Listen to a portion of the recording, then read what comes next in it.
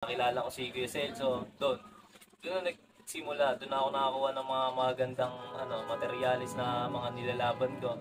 Sa kanya din siya din yung nag-breed sa champion natin. Tapos yan, sila Kuya RP, Rodriguez, yan yung mga naggabay sa akin sa tamang pag-aalaga, sa pointing, sa patoka, sa palipad. Hanggang sa nakuha natin yung first overall natin ngayon sa club ng WPFC, Young Bird All Bird. Ang ginagawa ko naman kapag derby na, hindi talaga ako nagtotos. Hindi ko sinanay yung ibon ko sa toss kasi ayun nga, nasabi ko na kanina.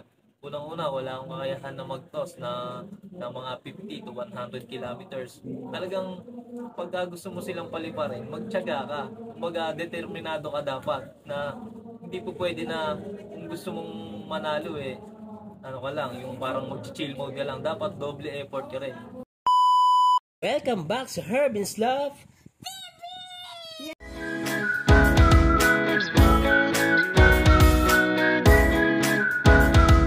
Magandang hapon mga kahabi. Ako nga pala si Siron Casero, CSC Love, ang pigeon fancier ng Tunasan, Muntinlupa City. Sir Siron, paano ka nagsimula sa pagkakalapati or bilang isang pigeon fancier? Nahilig ako magkalapate, pa lang, elementary days pa lang. Pero mga that time, tamang alaga pa lang ako noon. And then, year 2018, senior high school lang ako sa Lyceum.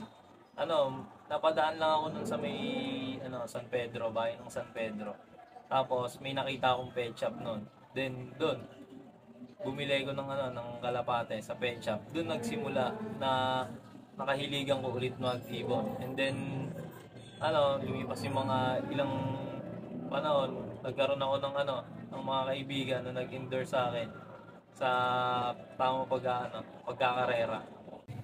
Hanggang sa nakilala ko si Sir Nel Patrick, prof ko sa Lyceum yan. Kasi nakita ko yung post niya na nakapagpauwi siya ng Tacloban.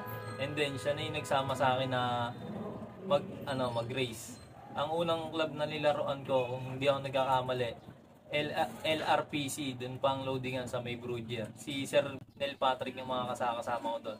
And then college na ako, hanggang sa nakilala ko si Kuya Celso doon na nagsimula, doon ako nakakuha ng mga magandang materialis na mga nilalaban ko. Sa kanya din siya din yung nag-breed sa champion natin. Tapos yan, sila Kuya RP, Rodriguez, yan yung mga naggabay sa akin sa tamang pag-aalaga, sa pointing, sa patoka, sa palipad.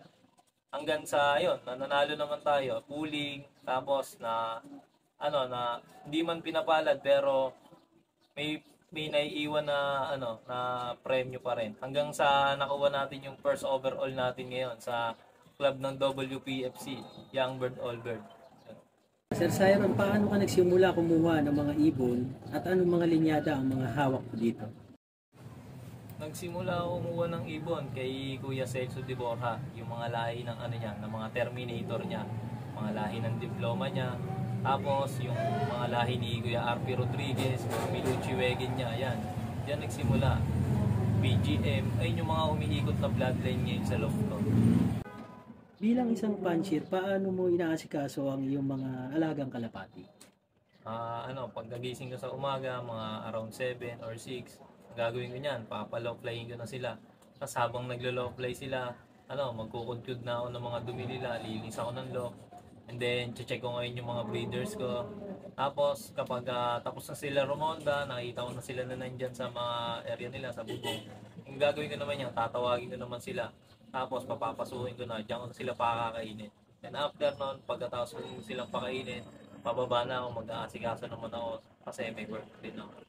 Pagdating sir sa breeders, paano ang iyong ginagawa bago sila isalang o i-breed?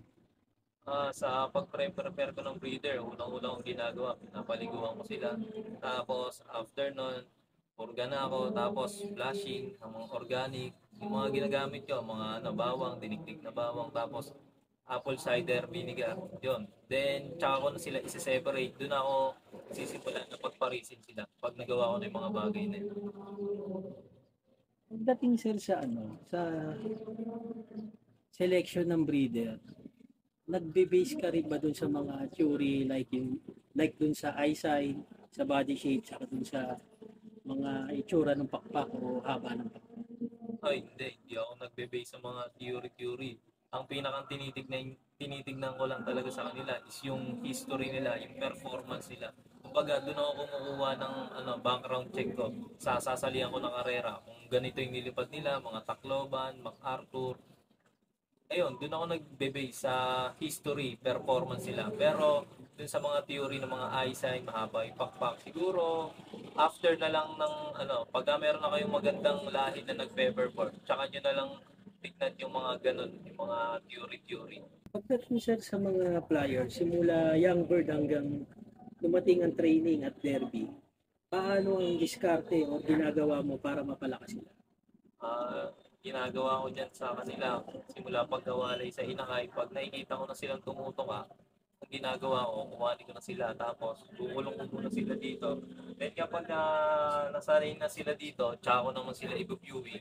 And then kapag na-viewing ko na sila, papakawalan ko na ngayon sila. And then kapag napabatcher ko na sila, unti-unti ko silang tinuturuan magpalakas. Papakawalan ko muna sila ng tanghali kapag bago pa lang sila na umamo dito sa loob ko. Tapos hanggang sa kapag malakas na sila rumonda sa tanghali, ang magiging sistema ko naman nun, sunod ko naman silang pakakawalan, tanghali, tapos hapon. Hindi kasi ako nagpapakawala ng umaga kasi alam naman natin kapag yung mga ibon natin sabik yan sa lipad, lalo pag mga inakay. Doon kasi ako madalas nawawala ng mga inakay kasi napapalayo, napapasabay sa mga nagka-club training. Kaya yung diskarte ko, pagka bagong paamo ko pa lang sila, tanghali ko sila sinisimulan pakawalan hanggang sa kapag malakas na sila sa tanghali, hapon naman, hanggang sa kapag sila, 3 to 4 months, kaya pa lang sila palilipa rin ng umaga kasi medyo matatag na sila noon, matatag na yung hoping nila para kahit mabitbit sila sa malayo, may kakayahan sila makauwi dito sa loft ko. And then kapag naman magsisimula na yung naglabas na ng schedule yung club namin, ang gagawin ko niyan, double effort na ako niyan. Pakakawalan ko na sila sa umaga, sa tanghali, sa hapon, kapag may time ako. Tapos, hindi kasi ako nagtotos pa. Kasi wala naman akong kakayahan. Wala rin akong vehicle na magtos ng mga malalayo. Kaya ang ginagawa ko, kapag may malalapit na training dito sa amin, sa club namin, sinasampa ko na sila kaagad. Para if ever man din na kasi di na rin naman natin maiiwasan yung mga sakit niyan eh. If ever man natamaan sila ng sakit, yung mga one eye, yung mga ganyan, magagamot natin sila agad para hindi sila kalagitnaan ng training, dun pa lang sila tatamaan, medyo tagilid na tayo doon. Mababawasan na tayo. Kaya malapit pa lang, naglo-load na kaagad para ma-medicate na natin sila. Tsaka mas ma-immune na sila sa mga sakit-sakit. Dun sa mga players sir, nagbabaksin ka sa kanila.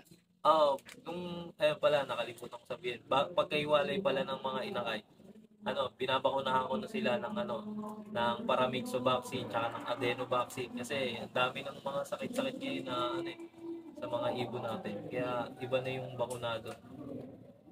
Pagdating naman sir sa natapos na yung training, derby race na, same pa rin yung yung ginagawa sa ibon, hindi ka nagmimitos o talagang dire-diretso ng talagang sa track lang.